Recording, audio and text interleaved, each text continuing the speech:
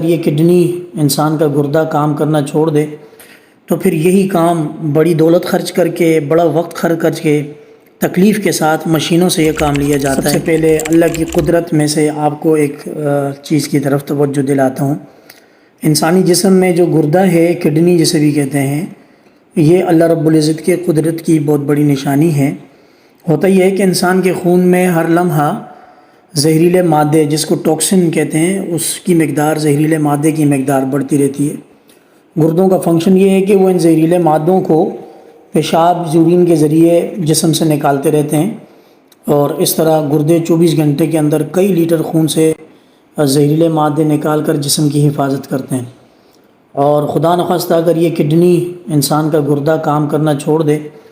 تو پھر یہی کام بڑی دولت خرچ کر کے بڑا وقت خرچ کے تکلیف کے ساتھ مشینوں سے یہ کام لیا جاتا ہے، اور آخر میں وہ فائدہ حاصل نہیں ہوتا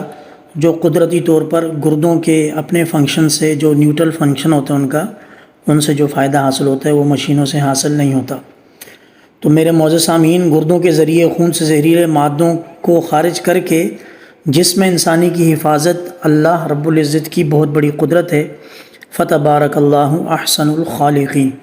میرے معزز سامعین، آخرت کے بارے میں متقی اور پرہیزگاروں کا بڑا انعام ہے۔ اس عنوان سے سورہ زمر کی ایک آیت کا جو ترجمہ ہے وہ سماعت فرمائیں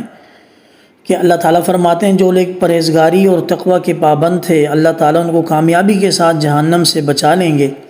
نہ ان کو کسی طرح تکلیف پہنچے گی اور نہ وہ کبھی غمگین ہوں گے۔ اور وہ آیت یہ ہے، اعوذ باللہ من الشیطان الرجیم، بسم اللہ الرحمن الرحیم، وَيُنَجِّي اللَّهُ الَّذِينَ اتَّقَوْا بِمَفَازَتِهِمْ لَا يَمَسُّهُمُ السُّوءُ وَلَا هُمْ يَحْزَنُونَ۔ تو دنیاوی زندگی میں معمولی تکالیف برداشت کر کے آخرت میں اس کو کیش کرنا، گویا یہاں اللہ پاک کے ہاں اخلاص کے ساتھ انویسٹمنٹ کرنا، اور آخرت میں اس کا پروفٹ جنت کی صورت میں، اللہ رب العزت کی رضا کی صورت میں، نیک لوگوں کی صحبت کی صورت میں، نبی کریم صلی اللہ علیہ وسلم اور صحابہ کی گیدرنگ کمپنی کی صورت میں۔ اب میرے خیال سے عقل مند اگر یہ چھوٹی سی انویسٹمنٹ یہاں کر لے، آخرت میں نہ ختم ہونے والی زندگی میں اس کو بہت بڑا فائدہ ہو جائے گا۔ ایک گناہ کے حوالے سے سماعت فرما لیں، اور کوشش کریں کہ جو اس کیفیت میں ہو جو میں بیان کرنے جا رہا ہوں اس سے اپنے آپ کو نکالنے کی بھرپور کوشش کریں۔ میرے معزز سامعین، مسلمانوں میں مرد اور عورت کے حلال ہونے کا ایک راستہ ہے جو کہ نکاح ہے، اور نکاح میں بنیادی چند چیزیں ہیں۔ خطبہ مسنونہ ہوتا ہے، لیکن گواہوں کی موجودگی میں مہر ذکر کیا جاتا ہے، جس پر دولہا اور دلہن دونوں کی رضامندی ہوتی ہے۔ اگر کوئی مہر ادا نہیں کرتا یا اس نیت کے ساتھ نکاح کرتا ہے کہ مہر معاف کروا دوں گا، یا وائف بیوی یہ سمجھتی ہے کہ میں نے اپنے شوہر کو مہر معاف نہ کیا تو وہ مجھ سے ناراض ہو جائے گا، اس طرح کی اور جتنی بھی کنڈیشنز ہیں میرے معزز سامعین، یہ ساری باتیں درست نہیں ہیں۔ شریعت کی نگاہ میں مہر کی رقم دلہن کی دلجوئی کے لیے مقرر کی جاتی ہے، جو کہ ادا کرنا لازم ہوتی ہے، یہاں تک کہ اگر زندگی میں ادا نہیں کیا، شوہر کا انتقال ہو گیا، تو اس کی میراث میں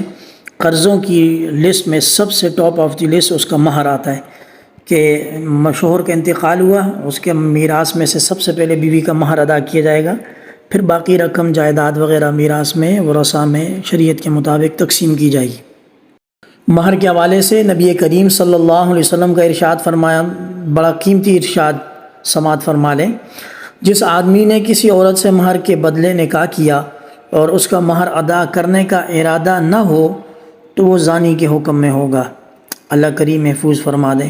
اسی طرح اسی حدیث میں مزید فرمایا، اور جس آدمی نے کسی سے قرض لیا پھر اس کا قرض ادا کرنے کی نیت نہ ہو تو وہ شخص چور کے حکم میں ہوگا۔ گویا وہ قرض نہیں لے رہا، وہ اس نہ واپس کرنے والی نیت کے ساتھ چور کے حکم میں ہے، کہ گویا کہ وہ چوری کر کے، ڈاکہ ڈال کے اس سے پیسے ہتھیار آئے، تیزی دکھا کر اس سے پیسے لے لے گا، بعد میں واپس نہیں کرے گا۔ میرے معزز سامعین کرام، آج میں نے آپ کے سامنے 2 سے 3 اہم ٹاپکس پر کچھ چیزیں آپ کے سامنے رکھی ہیں۔ اللہ کی قدرت میں سے گردے کو، اس کے فنکشن کو اور اس کے خراب ہونے کی صورت میں پیش آنے والی تکالیف کو بیان کیا ہے۔